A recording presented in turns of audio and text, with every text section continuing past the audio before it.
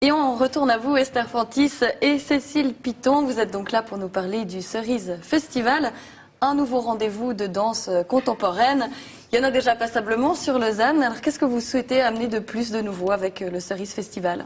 Simplement le bonheur de danser, de faire danser. Je pense que la danse, c'est vraiment une expression humaine fondamentale. Et puis qu'il y en ait plusieurs, c'est bien parce que ça veut dire qu'on est en création, qu'on est en ébullition à Lausanne. Et puis mon mari et moi, on s'était promis que si on trouvait un lieu, on créerait ce festival. Donc c'est vraiment un rêve qui voit le jour aujourd'hui. Donc on est très très heureux que voilà.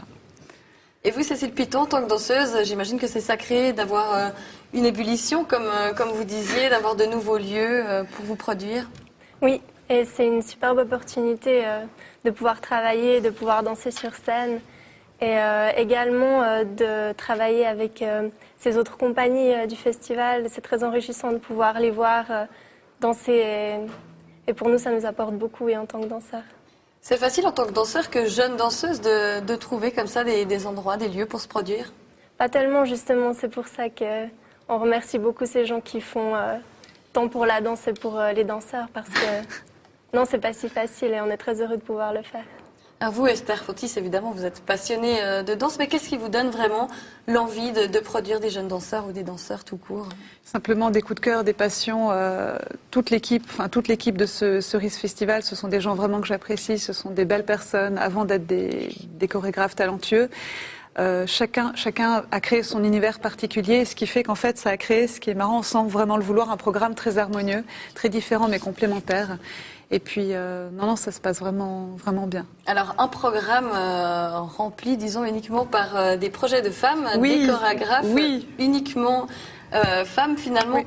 Alors, on l'a un petit peu dit dans le sujet de présentation, c'était pas forcément une donnée de base, une obligation, ça s'est fait comme ça, mais comme vous le disiez, c'est un heureux hasard. Vous êtes, je crois, assez fiers de pouvoir montrer leur travail. Alors, qu'est-ce qui vous donnait vraiment envie de montrer ce travail de femmes ? Ce sont des femmes qui ont des choses à dire, des choses à danser. Je trouve qu'elles ont créé des œuvres très très fortes. Et puis ce qui est beau, c'est que, bon, je les connais un petit peu, elles y ont mis beaucoup de leur part à elles, de leur intimité. Et puis on découvre vraiment leur univers.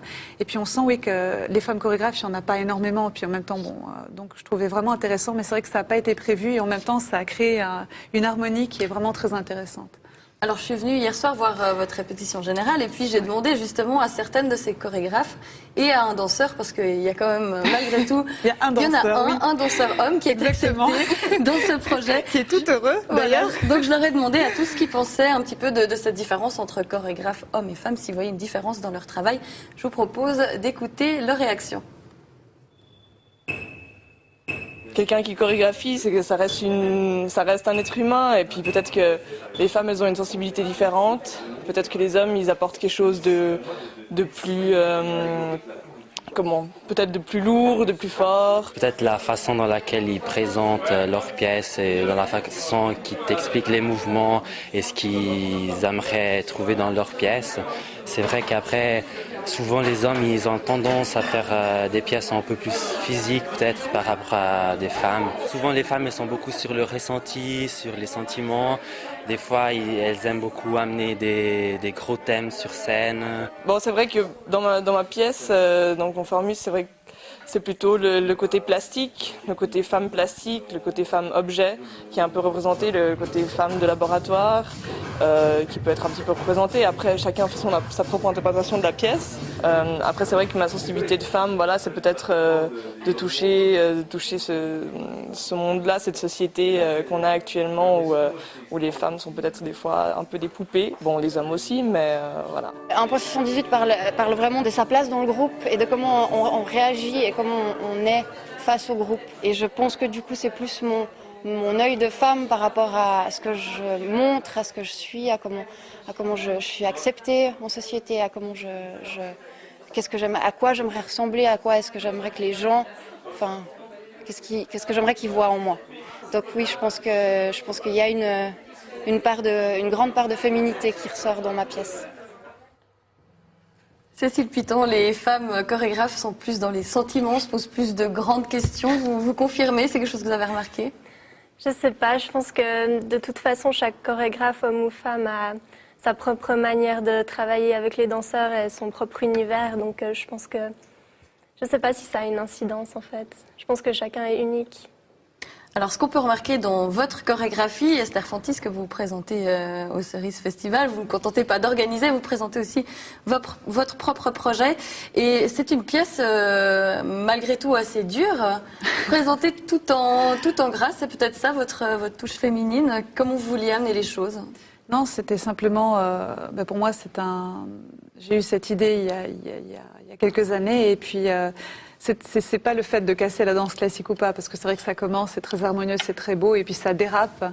C'était simplement, je pense que chaque personne qui voit en fait cette chorégraphie, c'est marrant parce que quand on interroge les gens, j'ai envie que les gens ressortent avec un questionnement, une interrogation, puis peut-être une réflexion, et chaque personne y voit quelque chose de vraiment différent.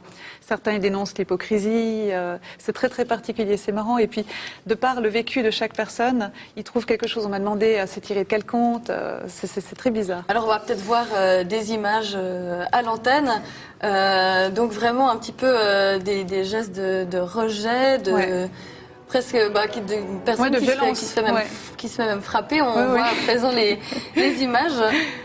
Finalement, pourquoi vous avez voulu mettre ça en scène, cette violence? Cette violence, parce que je trouve qu'il y a des choses dans notre monde, dans notre société actuelle qui me choquent énormément.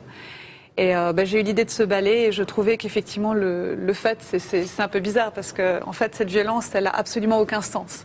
J'ai vraiment tourné la réalité dans un... Ouais, je trouvais ça intéressant. Et puis ce qui est génial, c'est que les danseuses se sont vraiment prêtées au jeu, ce qui n'est pas évident, parce qu'il y a tout un travail de chorégraphie plutôt dite de cascade. Parce que je suis quand même cascadeuse professionnelle aussi à la base, donc c'était intéressant parce qu'elles ont dû vraiment réapprendre les gestes et puis frapper effectivement une des danseuses avec beaucoup de grâce. Et ça, c'était pas évident. C'était compliqué pour vous, Cécile Piton, vous participez justement à cette pièce. Comment vous avez fait cet apprentissage alors de figure de cascade? Petit à petit, en travail de répétition, mais c'est ça qui est passionnant chez Esther Fantis, c'est qu'il y a cet apport aussi qui vient pas que de la danse et ça nous apprend des choses nouvelles. On en a beaucoup parlé en fait, on a beaucoup parlé des thèmes abordés, comment est-ce qu'on allait faire, donc ça a pris, on a vraiment bien travaillé longtemps dessus. Donc.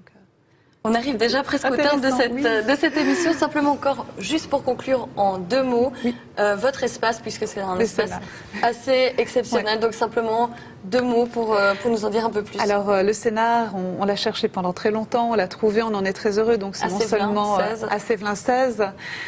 Donc c'est là où réside la compagnie de cascade et puis la compagnie artistique Bati-Legani, notre école aussi de cascade et de danse. Et puis on va essayer de développer plusieurs projets, d'autres projets chorégraphiques, d'autres festivals, créer une scène libre. Et puis effectivement que le scénar puisse effectivement être un lieu où on vient effectivement pour voir des choses fortes. Donc ça c'est vraiment le but. Alors, dès ce soir et jusqu'au 17 juin, exactement. Beaucoup de choses à voir déjà au scénar. Donc le festival, le Cerise Festival. Vous pouvez retrouver toutes les informations sur www.batilegani.ch.